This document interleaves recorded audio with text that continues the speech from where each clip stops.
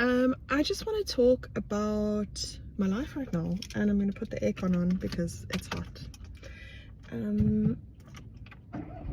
want to talk about my life because I have decided to stop pursuing a corporate job or a consulting job or any kind of real life job.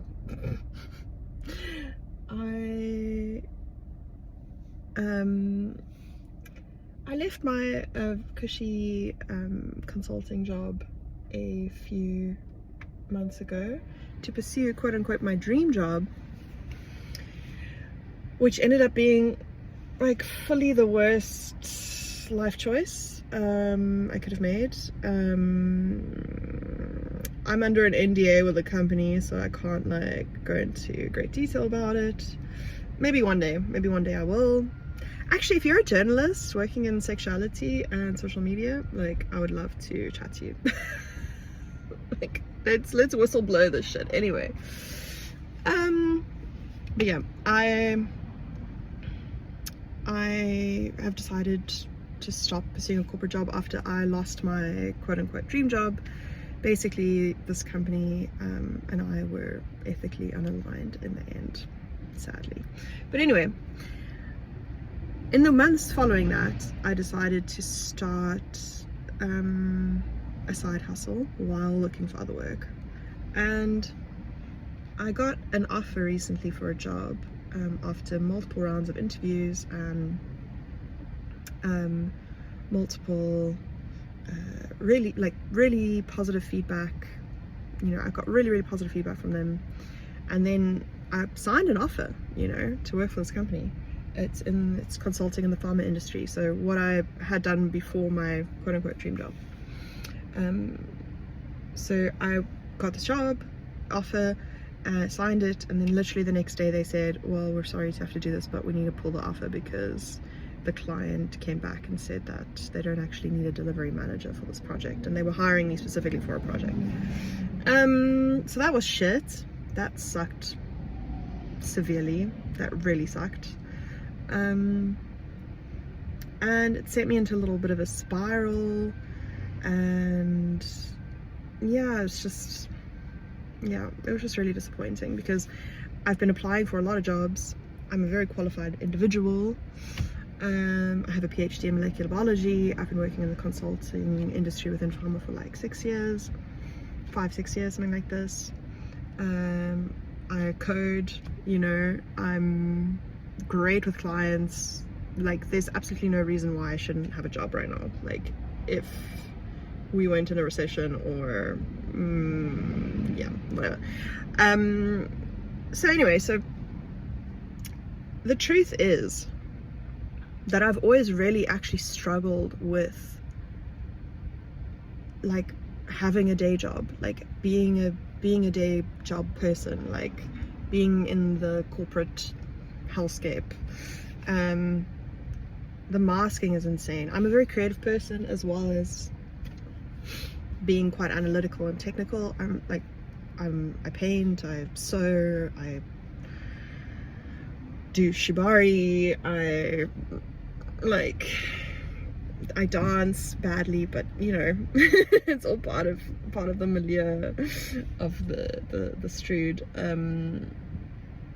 You know, so I have a lot of other like talents and other interests, and it always felt like my corporate job was sucking away my energy, and I always felt like always the bridesmaid and never the bride, you know, because I have a lot of artistic creative friends who are doing things in this world, and I just like, I'm there holding my candle, like waiting for my turn. That's how it's felt, you know. It feels like I have a lot more to give to the world than just, I don't know, being in corporate hell. Which is all to say that last week was the week that I decided to fully just give up on trying to find a corporate job.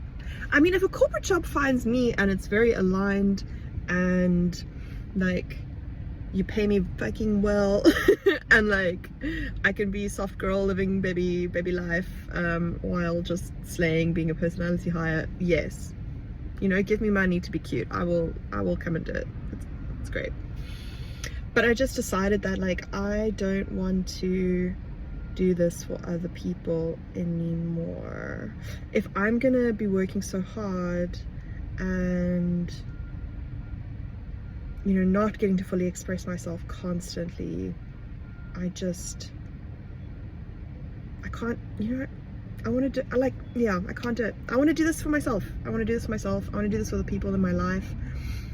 I know a lot of amazing artists here in Portugal, Portuguese artists and immigrants, artisans, you know, really incredible talent, like, and I would much rather use my skills that I've gained in the consulting industry and yeah, just like being a professional person, combine those with my creative skills, and like let's make something happen for the artists here that maybe wouldn't have happened if I was still in corporate world, you know, corporate life. So anyway, a few months ago I started a project called Portuguese in Play, which I'm really excited about. Initially it was a project about like,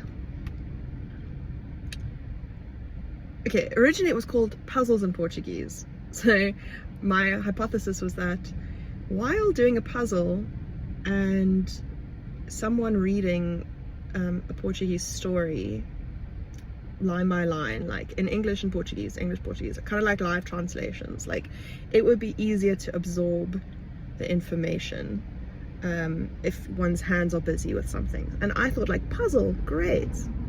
Turns out puzzles are really hard and actually really take a lot of concentration, and they're great for a flow state, and some people can absorb Portuguese while doing a puzzle, but I'm not one of them. I'm not one of them. So in an attempt to make this a little bit more ADHD friendly, we have some other crafts available as well. So I started calling it Portuguese in Play, thanks to my mommy for the pivot, the name change to Portuguese in Play. She came up with that. And yeah, so now we're doing sessions where we can draw, color, paint, crochet, knit, sculpt, and also build puzzles if you want to, build Lego, whatever you want to do, whatever craft thing you want to do. And at the same time, there's a lovely Portuguese friend reading a story line by line in English and Portuguese, so you can first hear the English and then you hear the Portuguese, so that your brain is kind of primed to receive that Portuguese information, and it kind of maps the English word to the Portuguese word. So this has been the project, but like since quitting my corporate, like, not job, I don't even want to say job, my corporate personality, since quitting my corporate personality and just being myself, I've had so many ideas on how to expand this concept. So right now it's a mixed level event, like to people from different, like with different levels of Portuguese can join. It's not like limited to beginners or intermediates, and I think this is a really cool format and I think we should keep it. But I want to add other event formats, like I want to do ones that are more interactive, getting people to talk, even if they like can't speak Portuguese. I want to do things that are more like beginner focused, things that are more a little more advanced or intermediate Portuguese focused. So really like tackling the problem from multiple ends. And the reason why Portuguese in Play exists is because learning Portuguese is really hard. It's a hard language for English speakers. Like, it's hard. Tricky, okay? Foreigners who come here to Portugal don't always learn. Like, I know a bunch of people who've been here for 6, 7, 8, 9, 10 years, and like the Portuguese is not flowing for them. And when I ask them why, you know, like in a non-judgmental way, they let me know that it's because it's a really hard language. Portuguese people change over to English very quickly to accommodate them, and also like they feel shame and embarrassment, and then that shame and embarrassment blocks them even further. So what I'm trying to do is create a space that's about really like attacking shame and embarrassment. And if you know me personally in any capacity, you know that like shame and embarrassment are things that I actively don't feel or challenge. You know, I challenge these things in all aspects of my life, and I really want to like create a space for other people to do the same thing. I think that that's purposeful and meaningful and creative for me. So I'm like filled with ideas for events, and I'm gonna make them happen. They're gonna happen. But actually what I want is to empower other educators or people who are like engaging with Portuguese language learning, either as teachers or as learners, to just have some extra tools in their toolkit that make it a bit more fun and playful and silly and less serious. And hopefully this like breaks through some of the shame and the guilt that people feel for not learning the language. You know, I really want to promote cohesion. I come from South Africa, where we have many different racial groups living together, many different cultures living together, like more or less harmoniously, like sometimes less, often less. But if I think about how used to diversity we are, and how used to pluralism we are in our country, and how like wonderful our sense of humor is about dealing with each other, you know, it would be really, really, really cool to create a little pocket of that here in Portugal. So yeah, I'm feeling really motivated. Like there's so much stuff that I'm going to be doing in the next while related to Portuguese in Play. I just want to like come on here and share this, and hopefully get some ideas from people, things that they want to try. Yeah, yeah. Also, like, I quit my fucking corporate identity. Like, she is gone.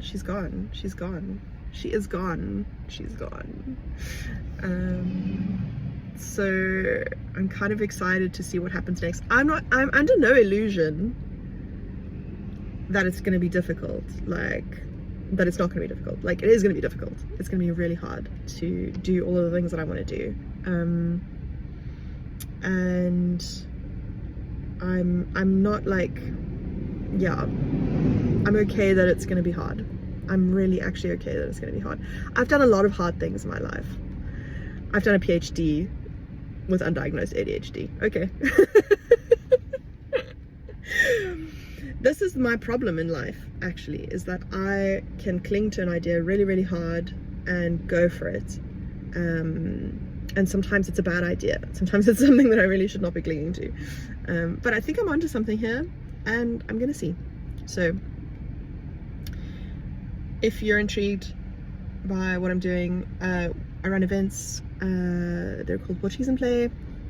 They're happening in Lisbon kind of every 2 weeks or so. I'm gonna release some events soon. It's exciting.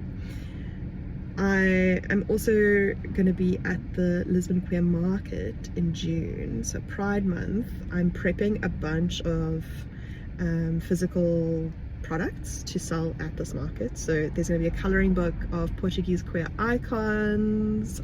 Yes. There's going to be a card game that I'm working on. There's going to be puzzles for sale, in collaboration with my friend Tilly, who is an incredible local artist. Yeah, there's something else. Oh, I'm cooking up some fridge poetry. I don't know if it's trademarked. Can I actually make fridge poetry as just a normal person? Do I need to somehow change it up for copyright issues? I don't know. Is the concept, is that like just a normal concept that I can run with? Can I make some bootleg fridge poetry? Any and all support from law people come through. Anyway, so I'm preparing all of that for June, and I'm gonna see how that does, and like, yeah, I'll reach out to people for collaborations.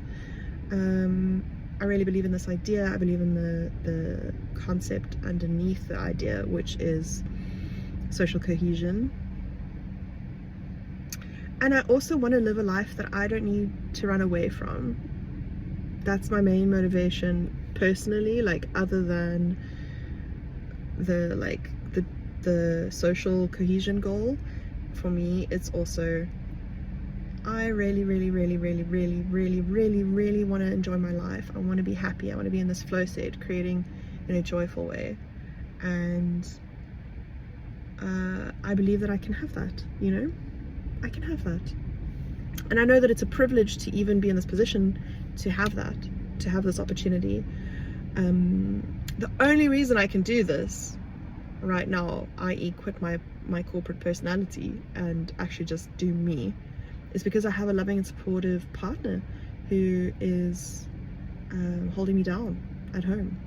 And she's she's killing it in her amazing career that I've witnessed grow from strength to strength over the last 10 years. And she's in such a good place with it. I'm just so proud of her. And I've seen how she like interacts with people and how she moves and how she acts with love and care and patience, and just so just the way that she is in the world. So she's given me all of that. Oh, I'm gonna cry. She's given me all of that, and she's given me financial support to do this thing. So I'm aware that that is a huge privilege and we don't all have this, but I'm hoping that what I can do is leverage what she's given me to create a better life for myself, create joy for myself, create opportunity for creativity for myself and other artists here in Portugal. I really feel like I can have a positive impact on these people who are just fantastic. So yeah, watch this space. We're gonna be collaborating on cute things, and wish me luck. Fuck me. Wish me luck.